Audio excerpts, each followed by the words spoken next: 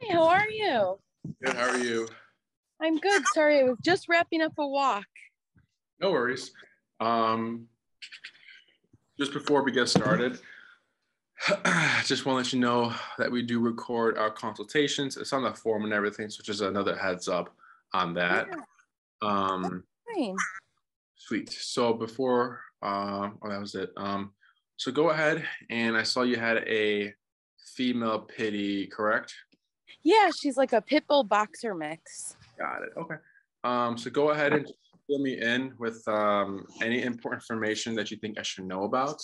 And then while you're speaking, I'll be taking my notes, and then we will go from there.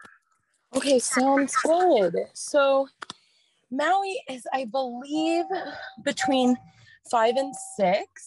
She was adopted from the CACC in Chicago. So her age is like kind of a guesstimate. Mm-hmm.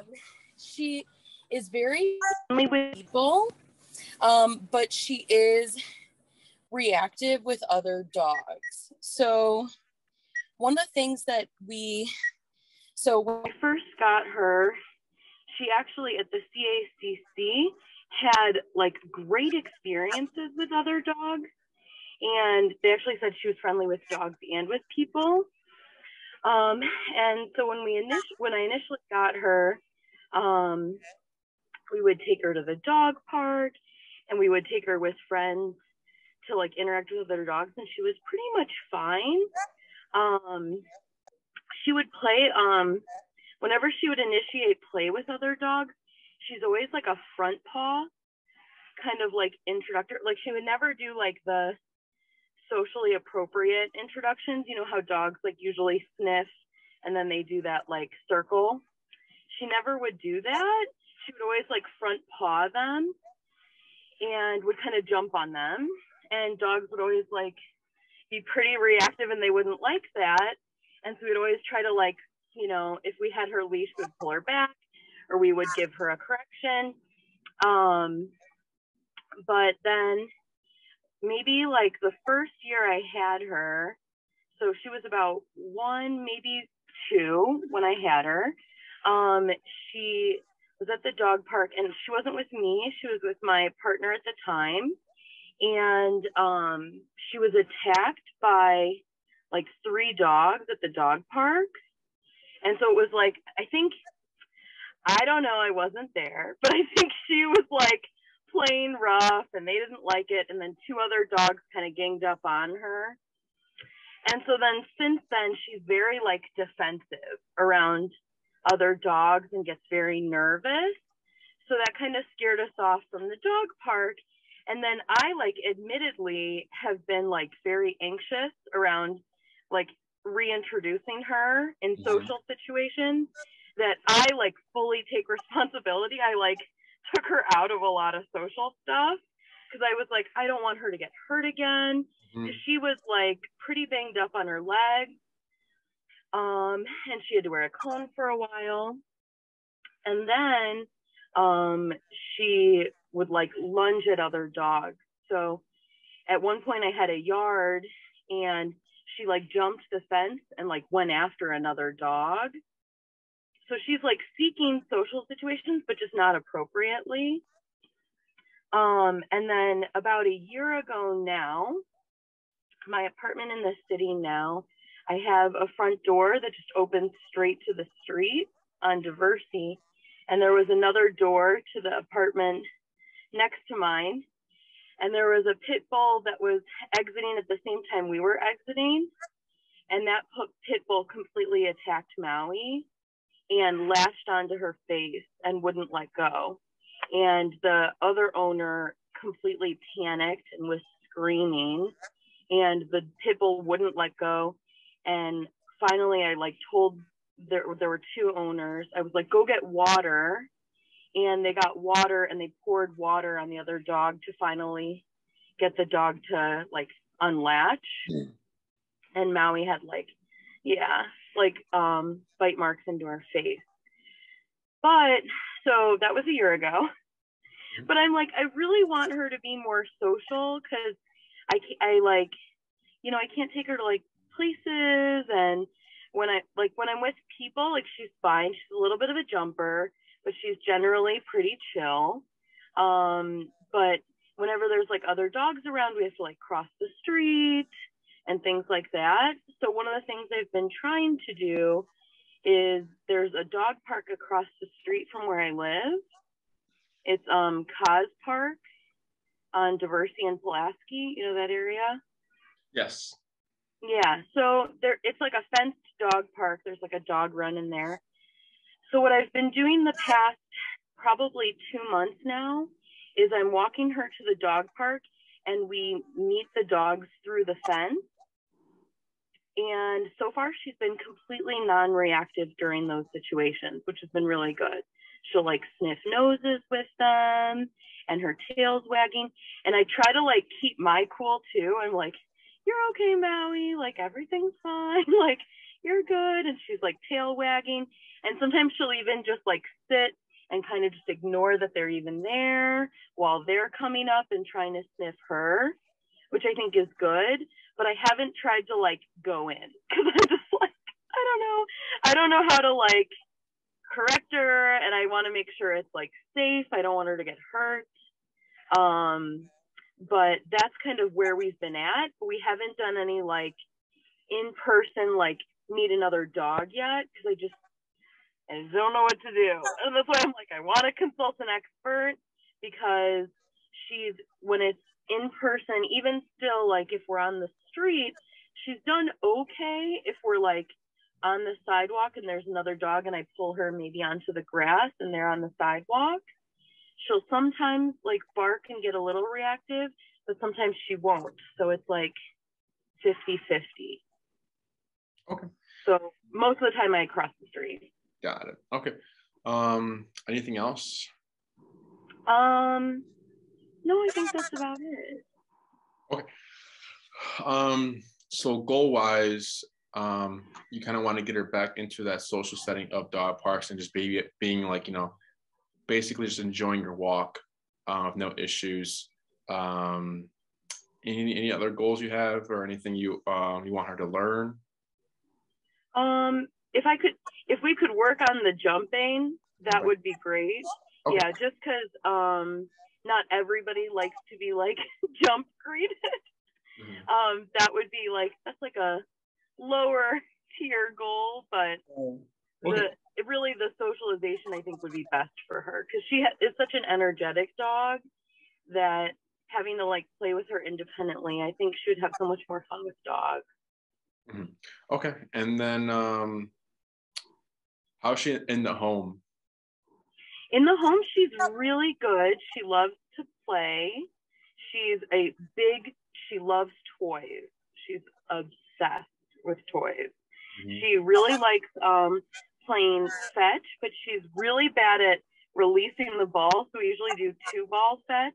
Mm-hmm. And that works pretty good, because then we'll kind of like trade the ball. And so we'll do 2-ball fetch in the home. We have a pretty good routine with our walking routine. And she, during the day, kind of stays in the living room area, and she sleeps most of the day. And then at night, she sleeps in my bed with me. But she used to like be kind of a destroyer and like grab things and things like that, and not at all anymore. She's pretty relaxed and chill. Got it. Okay. All right. So it sounds like she is social, so it's you've seen her like play with dogs, and you've seen her enjoy being socializing and everything. It just sounds like she's had some just unfortunate moments throughout right. Since you've had her. So then she's starting to become more hesitant with the dogs, which could have caused reactivity. Yes. Mm-hmm. What's the training tool, or like what do you walk? You said Maui, right? Yeah. What do you walk Maui on? So she uses like a freedom harness, and then I have like a carabiner like rope leash. Got it. Okay. When she was at the dog park and then you said you would correct her, how do you correct Maui? Usually I will either do like a yank on the leash and say stop or no. Or I will step in between her and the dog and I'll try to get her attention and say, look at me instead, and try to get her to like focus back on me. Because if she's like reacting to the situation, I like pull her attention away.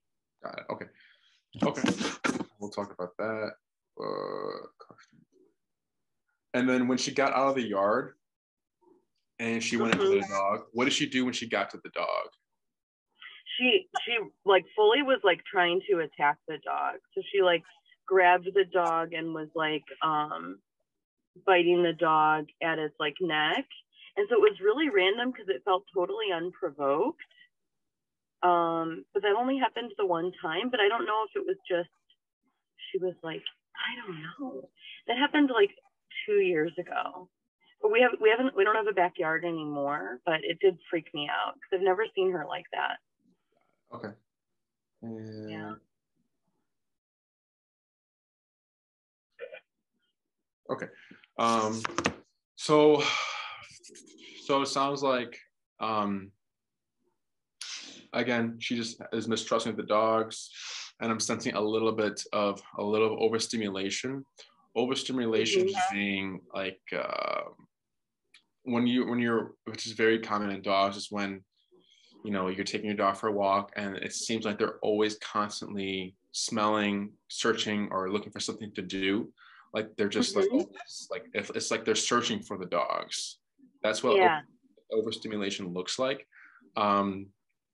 So when she jumps, when dogs are in a situation where they escape from something and they're in that mode already, right? It sounds like she was just being territorial, which is normal in dogs. It's nature. It's natural, right? It's fine. Yeah. So when she's in that mode and she's able to get out of the yard and stay in that mode, she's stuck there.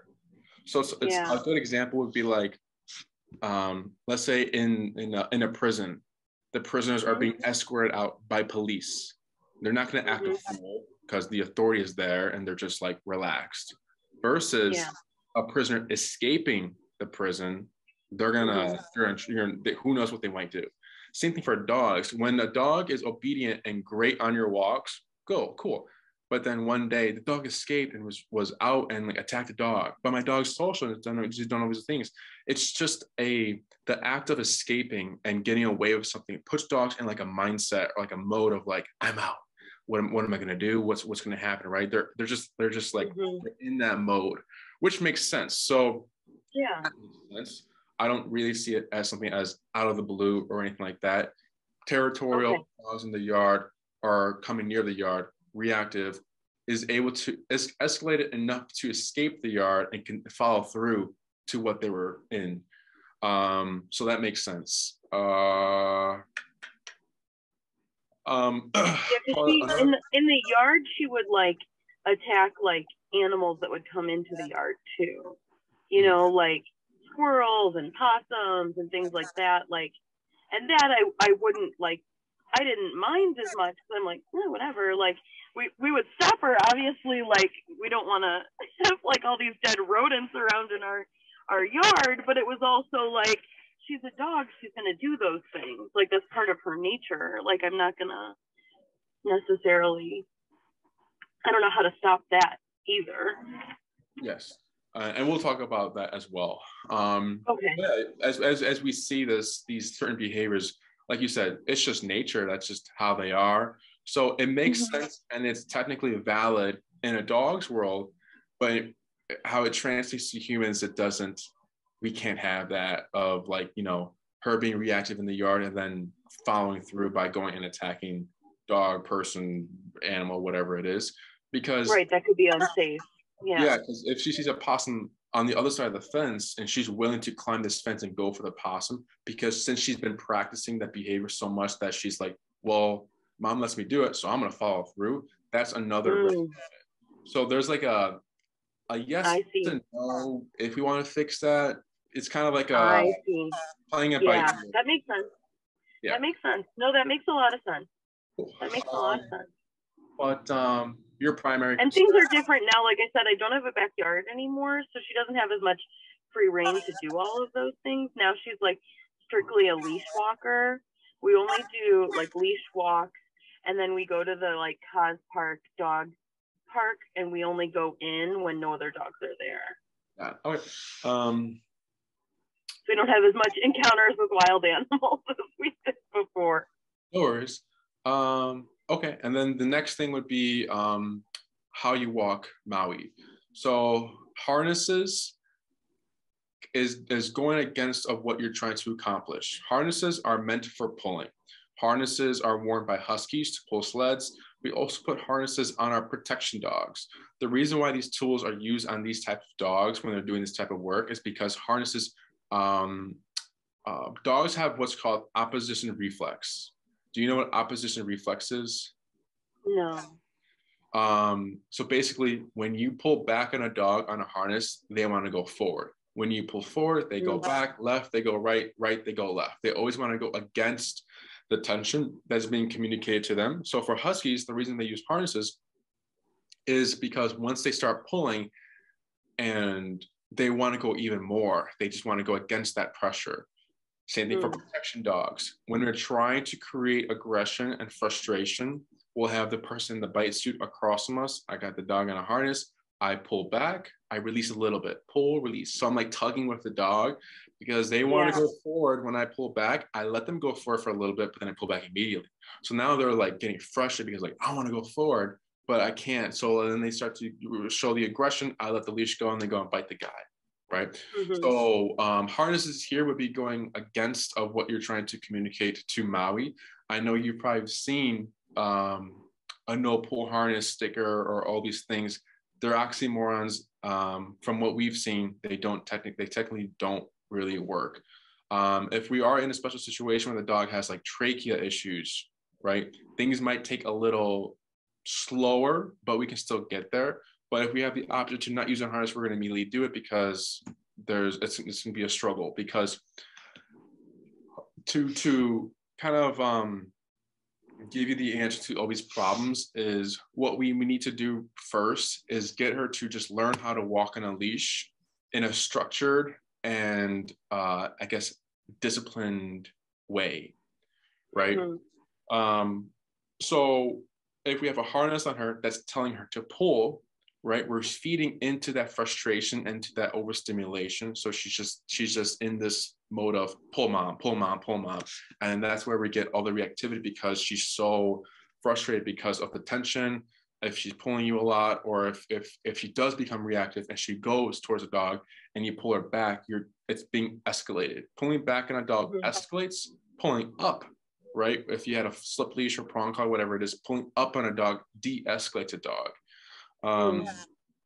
So there are other tools out there you might have heard, like prong collars, gentilators, e-collars. Are you aware we primarily use e-collars in our training programs? Cool. Yeah. Now, the reason why we don't do prong collar programs is because we find that prong collar still has a low ceiling rate, or how do I say, the ceiling of success for prong collars is still pretty low, right? So like there's methods out there like positive reinforcement, there's tools like gentilators, slip leashes, harnesses, prong collars, and e-collars. E-collar is the only tool that we have found that can get us to 90 to 100% of reliable obedience up to office obedience and successful behavior work. Now, positive reinforcement is good for things you want to see. So like if she sits, you give her a treat, right? And all these things. Positive reinforcement doesn't work for behaviors you want to stop, right? So if Maui is at the dog park and she's pawing at the dog, and let's say she's doing it to an older dog who has maybe no time for this type of games or these games or whatever, how do you think that dog would address Maui? Probably negatively. Correct. What would the dog do? Probably like turn and react towards her and like bark or come at like push her off. And then what if Maui keeps doing it? How do you think that dog would escalate the situation? Yeah, they could probably become like aggressive towards her. Exactly, right? Dogs don't tell other dogs, leave it. Dogs don't tell other dogs off, or, dogs don't put other dogs in timeouts. They don't neuter, they don't spay each other. They also don't give each other drugs, right? If a dog is acting a certain way and that dog doesn't like it, they're going to give that dog physicality, a bite, some sort of consequence immediately, right? Because they don't have English, they can't communicate like humans do. So when we're doing those things, right, it makes sense for humans because it just makes sense with the humans, right? But the dogs, it just doesn't translate well. So that's why when owners put dogs in timeouts, it does nothing for a dog. A dog can't think about what they've done. They're only living in the moment. They don't think about future or past. They're just in presence. They're just what's happening now. So when you just move a dog into another situation, another area, they're still thinking, they're just like, okay, I'm in the crate now. Nothing's happening, right? They can't think about what they've done. That's not how dogs think or work. Does that make sense? Yeah, that definitely makes sense. So from what our programs work and how we think is we think like a dog, right? E-collar and prong collars are physical tools, right? They give physicality to dogs. Dogs have been receiving physicality since they've been 3-4 weeks old with their mothers, right? There's a really popular YouTube video out there. It's of a Korean retriever mother entering a playpen with her litter, and they all start jumping on her. They're whining, they're yelping, they're really excited to see mom, almost overly excited. And then the mother, you hear her growl, you see her show her teeth, and she snaps at 3 puppies. And then you hear them go, right? They yelp and everything, and they turn around and they just lay down, and it's quiet within seconds. Right. Mm-hmm. So when owners say, you can't correct a puppy, it's just a puppy, you absolutely can. Right. They've been before by their mothers. It's their language, it's how they communicate. And it's how, you get all these successes, and that's how they learn. Right. So a prong collar is a physical tool. It's supposed to mimic a dog's mouth to give that bite to the dog. So that's why sometimes owners, when they try prong collars, they're like, wow, big difference right away, because it's their language. Now, the cons with prong collars, right, is that sometimes dogs override it, where if she's at a 10 and your strongest yank or pull or tug is only a 7, and you're never going to override the brain in that mode. You're never going to stop her. She's always going to be overriding you, and you're going to be stuck. So that's a common con in that tool. Another con is, what if the prong collar falls apart? What if she pulls you down? What if you fall and she's running away? Now there's no way to communicate to her if you're not attached to her physically. Does that make sense? Yeah. You can still stay, sit down, come, place, recall, and get some sort of progress with the leash walking, but not as much as e-collar. Any questions so far? No, that makes sense. Okay. So that's why we don't do prong collar, because it could be a bunch of wasted time, and the owner's just not happy with the end result because the dog's just a tough dog. So it usually happens with like our Pitties. Funny enough, our Labs and Goldens override the prong collar just because they're so wiggly and so happy-go-lucky. They're just like, what's going on? They're just kind of clueless of like what's happening to the pressure with the prong collar. So e-collar, the reason why we use it is because, if I have all these options where like, this might work, this may work, this will work, I'm going to choose the one that's going to work for sure. So I'm not wasting a bunch of this time, and I'm not being so physical with my dog, right? For e-collar, a lot of times owners or people call it shock collars. Shock collars is like a negative term for it. It's usually like remote collar or electronic collar or e-collar. Yeah. How it feels, it definitely is electric, but it's not electricity. So it's not like flowing through the dog's body. Whatever those 2 contact points on the box or like the receiver are touching is what it's contracting. Have you ever been to a physical therapist or a chiropractor? No. They have what's called STIM, or like a TENS unit. Basically, it's just a muscle contractor that helps massage or work torn muscles, but it contracts the muscle, it pulls it. Same technology, that's on our e-collars for dogs is the same technology with the physical therapist. So we've taught a few physical therapists and chiropractors, and they've said, oh, that's what it feels like, because sometimes they're concerned, you know, is it hurting my dog, all these things, and we'll describe them like, oh, that's it, and then we're like, yeah, and they're like, okay, I'm fine with it. Or they'll feel it and like, it's the same thing, it's just like a mini TENS unit, that's all. The brand we use is called Dogtra. Jesse has been using this brand for more than half his career. He's tried other brands before, but Dogtra has been the brand that has gotten him the best results. The dogs look great on it, and their response is very good. Other brands, right? You might, if you've done research, or if you decide to do more research, you might see that there's other brands out there that, you know, you might see like 8 levels of stimulation. Dogtra has 127 levels of stimulation. So don't think that we have 100 more levels. Their level 8, which is their maximum, is equal to our 127. They're the same, but we have so many more numbers to be very specific to the dog's personality, the breed, or the situation we're in, because as you can imagine with that level 8 e-collar, 4, let's say Maui ignores it. She doesn't feel it, she doesn't care. 5, she's yelping, she's freaking out because of how big the jump is to the next number, right?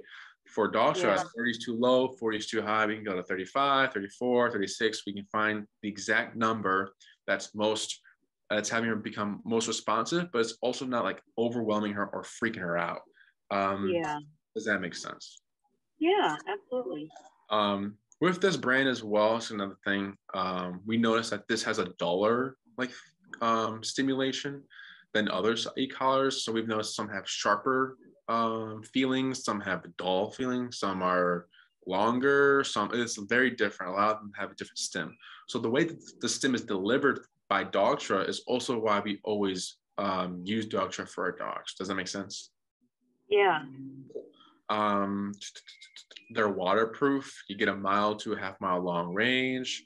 Their battery lasts 4 days if you never turn it off, so it lasts a long time if you're turning it on, turning it off appropriately.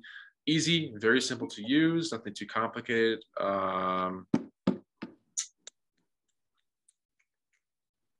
What else? How much does Maui weigh? She's like about 60 pounds. Okay. What else? Just so I remember that. Any questions about the e-collar system? No, I think I have a good understanding of it. My sister has a dog and she uses the e-collar, and so does my friend Jack. So I have some friends that have done e-collar route and some that have done other training routes, but I'm totally comfortable. Like whatever you think is best for Maui, I trust, and that's okay. Okay, cool. But I appreciate you checking and giving me the full background, because I think that's really important. Of course, yes. You know, because we've had clients where like, because we like to inform everything. Yeah, I think it's natural for people to be hesitant, and I think like I've had hesitancies in the past about it, so I really do appreciate you walking me through it. So thank you very much. It's not so much of the hesitancy, but we've had clients who would come to us from other e-collar trainers and we'll ask these simple questions like, you know, do you know what this means and everything? They're like, no. And they're like, I press this button, right? And they seem very like clueless with everything. So we've had I know, I will tell you, I know nothing. Like I only know like what I've seen like Jack and my sister do, but I don't know what they're doing and how it works. So that I will need help on, but I trust that it's a thing. Yeah. What else? Okay, cool. So that's the e-collar. How we would use it for Maui. So the first thing we're gonna do, and what's gonna be the main exercise we're doing with Maui, is called our heel command, right? Our heel command is the walking command. Our version of heel is walk with me, stay with me, and then sit when I stop. So if you take 5 steps with Maui, Maui takes 5 steps. If you take 10, she takes 10.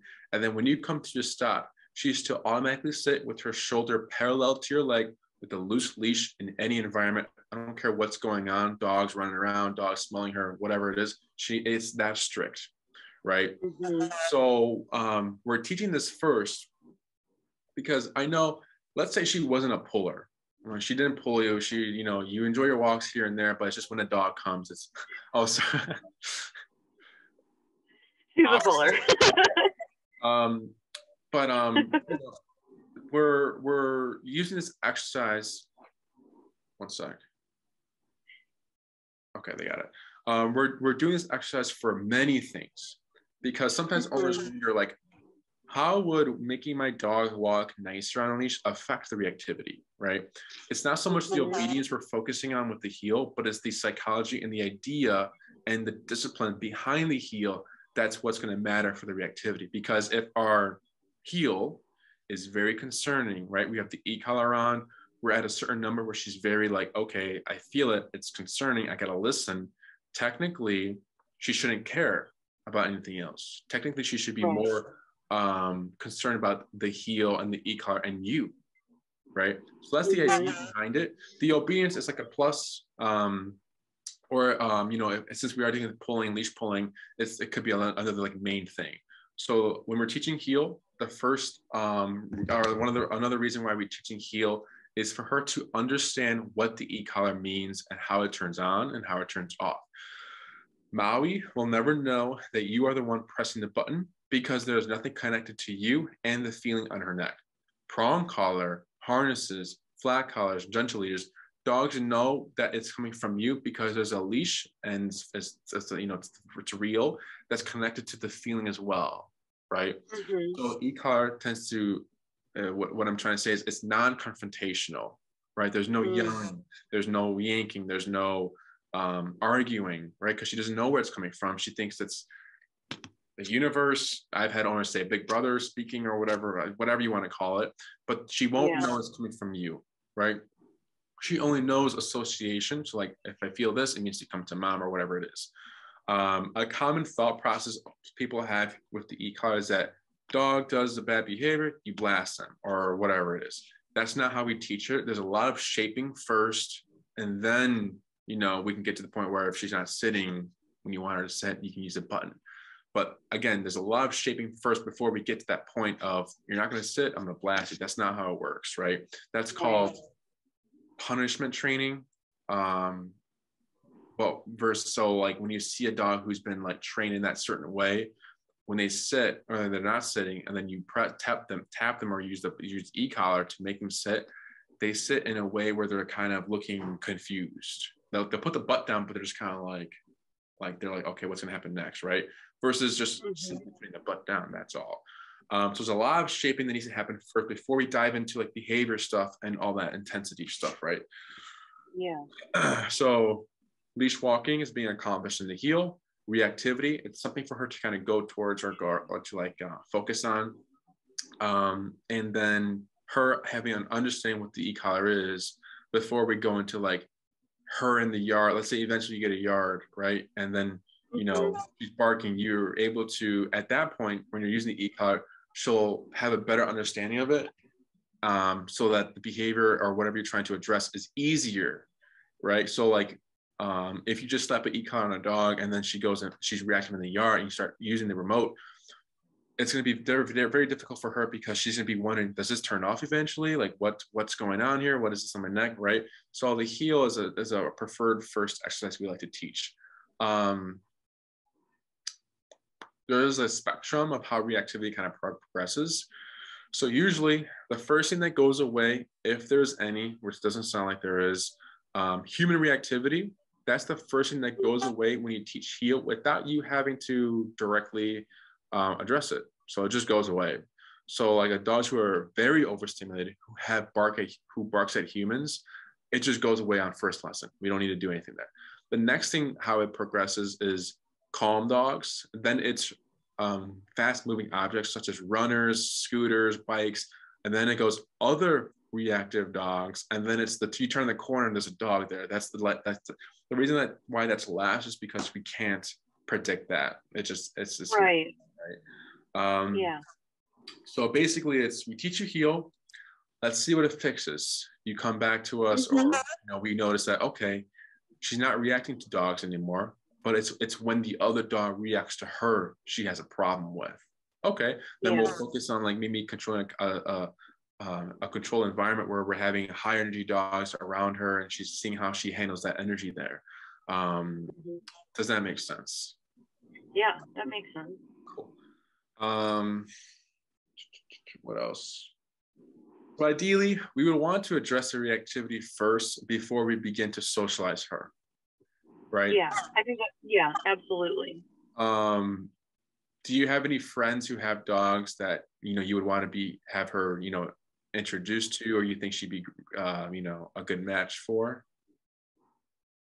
No, that's a problem. That's one of the problems too. Like I did at one point, but my friend's dog passed away. Like it was an older dog that was really like kind of was able to handle Maui, because he would give her corrections, and then she would be able, then they would be able to play more safely. And so she would socialize with him all the time. And then he passed away, and so now she doesn't have any friends. So I'm like, no. Yeah, and they haven't gotten another dog yet, so I don't. Okay. So I'm trying to think. So it becomes difficult with the dog parks because right. Because you can't predict like how other dogs will be. Exactly. Right. Now, if she's been in a dog park and she's been social and you've had good moments, that's great. But now you have another tool, right, where you can appropriately and correctly address her behavior, right? So that does allow you to have more control over her and stop things from escalating if she starts to escalate or become too intense with the play.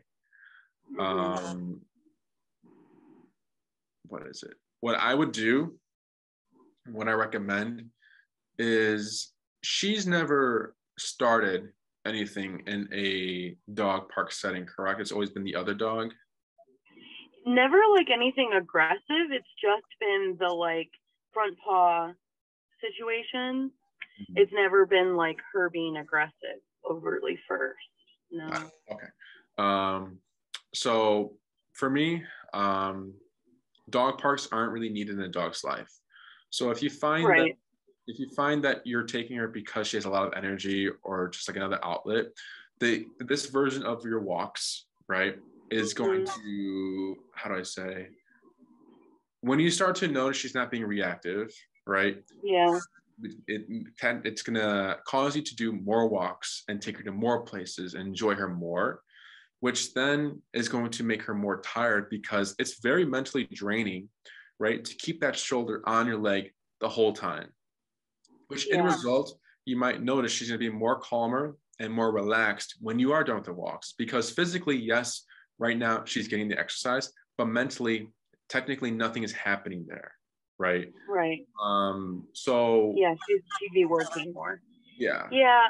I think the problem too is that I'd also like want to have opportunities. So in the past, I would be able to, like, prior to her like lack of socialization, she'd also be able to like go to the vet's office and be able to like enter the vet's office and not be like reactive to other dogs, or like go, if I had to like go out of town, I could like board her and she could like stay at a boarding place and there'd be other dogs. But now if I have to board her, she'd have to be boarded separately and be like on her own in like her own like space, which I feel like is not as like beneficial to her. But I mean, I guess it's kind of like, that's fine, that's par for the course, but just those are like things that I'm trying to factor in, is I'd want to make her have like a more fulfilling like life, and eventually like if she'd potentially be good with other dogs, then I could like get another dog and she could like have a brother or sister, you know, like these are things I'd want for her. But if she's not like good with other dogs ever, that's also like not great, you know. Yes. So if she's not good with dogs in general, or if like if her past has affected her perception on dogs, I guess that's just like on her, you know, that's her choice there. because a lot of times owners do think like, you know, because we have to keep in mind, how do I say, what she wants, right? Yeah. If we know that she wants it, then fine, we'll do it. But if we're starting to notice that she's not in like comfortable with dogs anymore, because we can get to the point where, you know, let's say she comes to our daycare and we're socializing her. We can get to the point where, you know, we can have her calm and relax with dogs, because I mean, if the reason why like I'm, I guess, leaning more on like, yeah, I can see her at dog parks again, is because you said she's never started anything, right? She's just intense. So it's just about controlling her intensity. Now, if the boarding facility said like, you know, is like the boarding facility say why she's kind of by herself, or? No. So I haven't been able to, I haven't like tried to board her because of her reactivity or anything, because I'm like, there's no way, because she's not good with her dog. So I haven't like tried. So I haven't been able to like go out of town. Like the one time I went out of town, I had a friend like stay at my place, because there was one time in like when I maybe like the first or second year I had her at the daycare. Like I took her to like a daycare for a day, and they said like she wasn't playing appropriately, and so then they said like take her back, and they like sent me home, and I was like, and they told me to come pick her up, and so I don't know if she was like being aggressive or whatever, but they said like she can't play appropriately, so I was like, okay. I see. Okay. So I think that's different than like she attacked a dog, like, you know, like right. That's why I'm leaning more towards like, okay, like we can definitely get to that. I feel like we're more likely to get to that point where she's playing in more of a relaxed state, because we'll get those dogs as well where like they immediately want to mount, and then we have the e-collar, we're addressing the behavior, and then they keep coming here and they keep like trying that same behavior, like it's not going to change, buddy, you still can't mount here. And then eventually once we get to that, they're like, okay, well, if I can't mount, okay, who's this dog? Like, what can I do? And then we start to see like a more relaxed play. So just from hearing that, it just sounds like she's just too intense, and previous daycares haven't really known how to correct or handle that type of energy. Okay, so that sounds good. Because let's say if she was attacking or she was getting fights, there'd be like a whole thing where it's like probably muzzle your dog, condition your dog first, so that it's giving you the confidence and you're feeling safe, because if she does ever attack a dog, she's muzzled. But it's usually not her, right. It's other dogs kind of starting the stuff. I mean, technically, she's the one starting it, but the other dogs take it to another level of like addressing and correcting her, so then it becomes a whole thing. So it's right, because I mean, she gets aggressive back when they're being aggressive, obviously. Like she's a fighter when they fight, like. Yeah. Which is, you know, better to have your dog defend themselves than just kind of like exactly. You know, that's good. Cool. Any other questions or anything else? No, I don't think so. So one last thing I forgot to cover is sometimes owners ask, you know, when does the e-collar come off? Is it on 24/7 or during the when does the e-collar come on and off? On your walks, the e-collar should always be on, just because we can't predict what's going to happen on this walk. So it's not so much that, you know, you're always using it, but it's more there. It's more on her for like just in case. So let's say we're walking, it's like a year later, you still have it on your walks, because let's say a car backfires or like a firework goes off or something suddenly changes or frightens her. We've heard a lot of horror stories where owners get pulled to the ground, collars slip, leashes slip, she flips off the collar and she's running away. When dogs are in that state, they're thinking it's what's called flight mode. When dogs are in flight mode, they're thinking kill or be killed. So to override that, you have your e-collar, right, to override the brain in flight mode and make her do the 180 and come back to you. So just for those reasons, since we can't predict what's going to happen in these walks, we would prefer to have it on for emergencies. Yeah. For my dogs, Jesse's dogs, you'll hear us say like, we press the button maybe like 3 times a month here and there. Mm-hmm. You know, we've been in a situation where like, okay, I need to kind of get my dog under control because something is triggering her or something's happening. Right.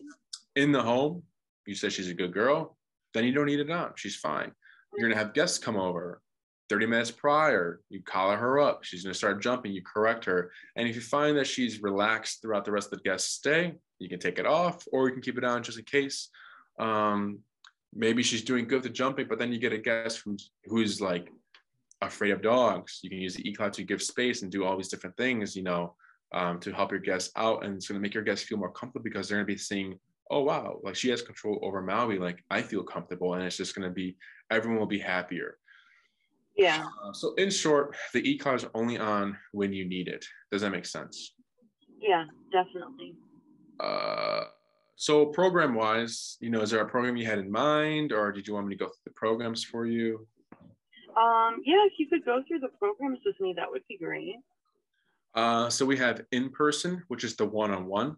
We have board and train, where you leave her for a period of time. And then you have daycare and train, where you drop her off and pick her up and she's getting trained. So with these 3 programs, we always push and recommend that you do it yourself, right? Which is the in-person training, because for in-person, the trainer doesn't touch the dog.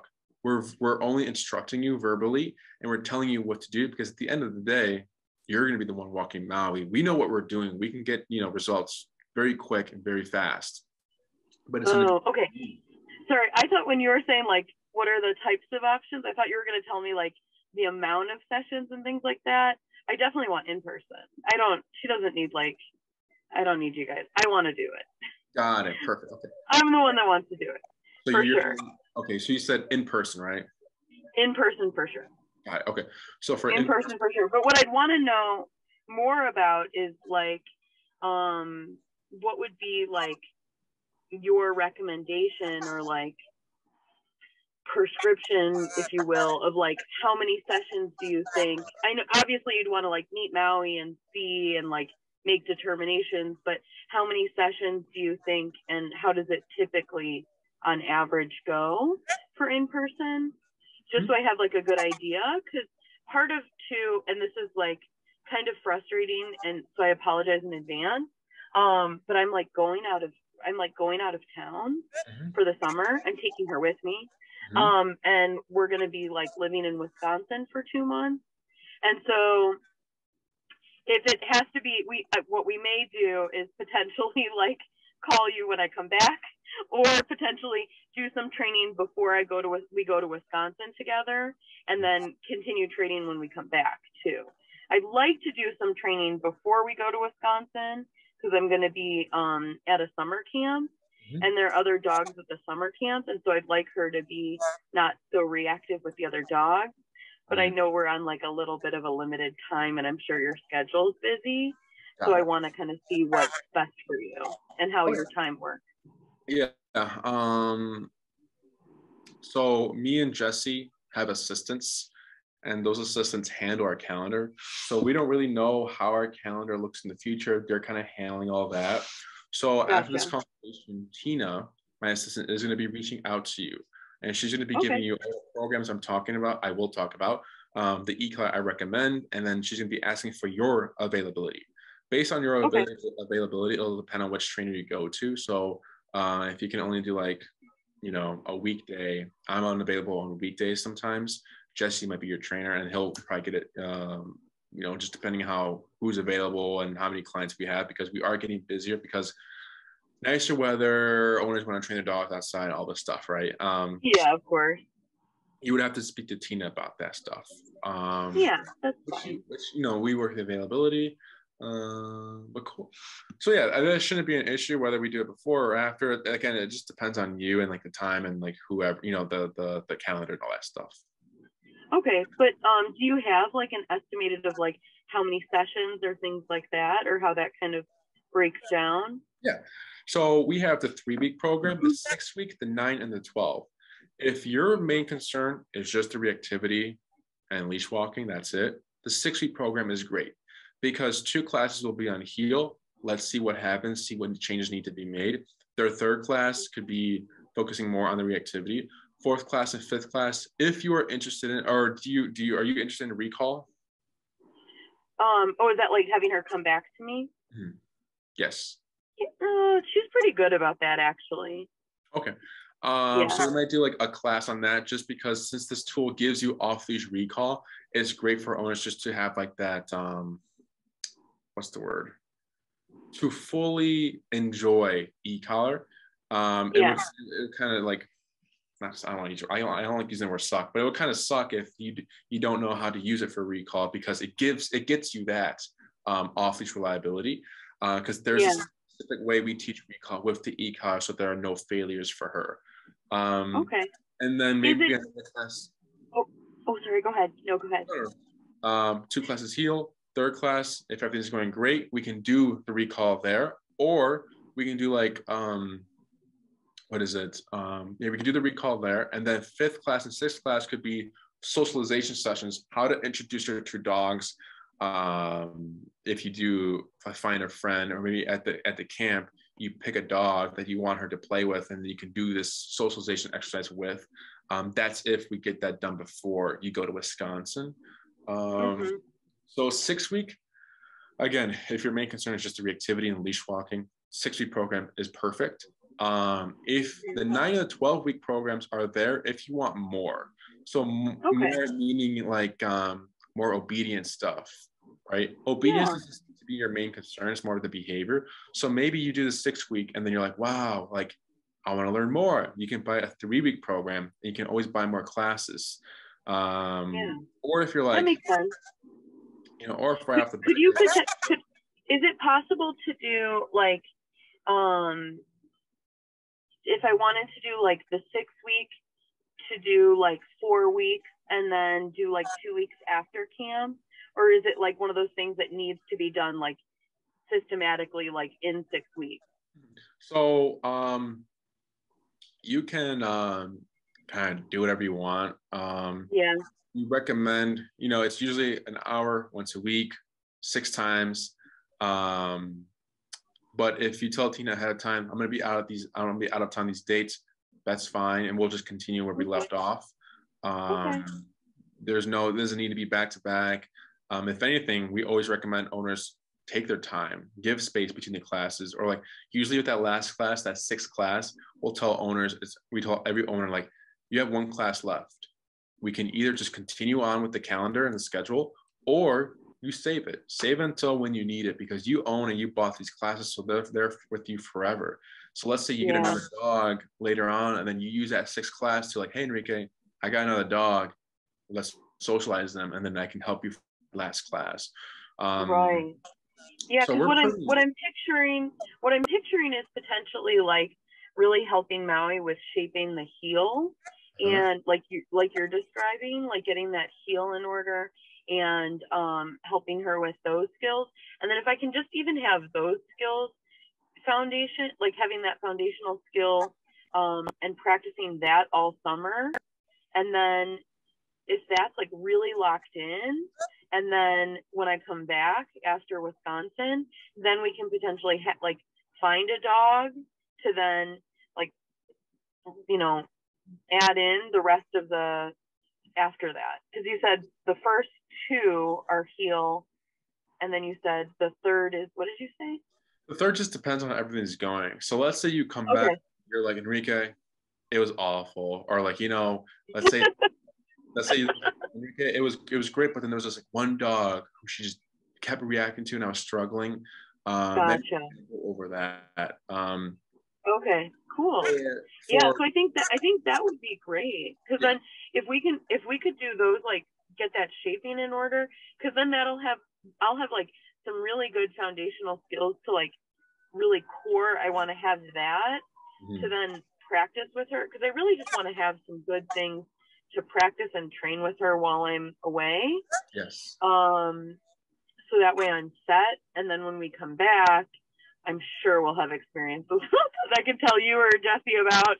And then for the last 3, we can, or the last 4 or whatever I have left, then we can kind of reshape and figure out what else we need to work on.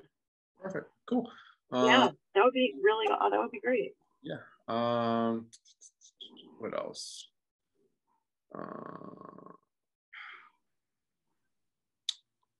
6-week program, how it would work, how the e-collar would work. Oh, and then just so you know, when we're starting classes, I recommend you either get like a flat buckle collar, where it's just the collar that goes through the loop and then you buckle it, not the snap. So don't get the snap collars, because in our experiences, those break. They fall apart very easily. So you either get a flat buckle, you can get a prong collar. We sell prong collars here, so if you want to buy one on arrival, you can do that. Martingales, slip leashes, slip chains, whatever it is, just not a harness and not a snap buckle collar. That's all. Okay. And then any leash is fine, usually like a 6-foot, 9-foot, or whatever it is. Okay. Is what we recommend. And then for dog wise, for socialization, you don't need to find someone. We can just use one of our dogs here, and we just teach you the exercise, and then now it's like you use that exercise and apply it to another dog wherever you want to go. So like I said, at this consultation, Tina's going to send you all this information. She's also going to send you a form. That form needs to be signed and filled out to begin the billing and the booking stuff. And then we can go start from there. If you're interested in how the training works, you can go to our YouTube channel. We post all of our videos there, all of our lessons, every single one. And you can just type in Jesus San Miguel lesson 1, and you'll just see how a first lesson works. If you want to get familiar with it, or you're just curious on how training, e-collar training works. There are some dogs who have certain behavioral issues that might not really pertain to you. So like dogs who have like anxiety or are fearful, that you don't really need to like know this information about. So a dog I'd recommend,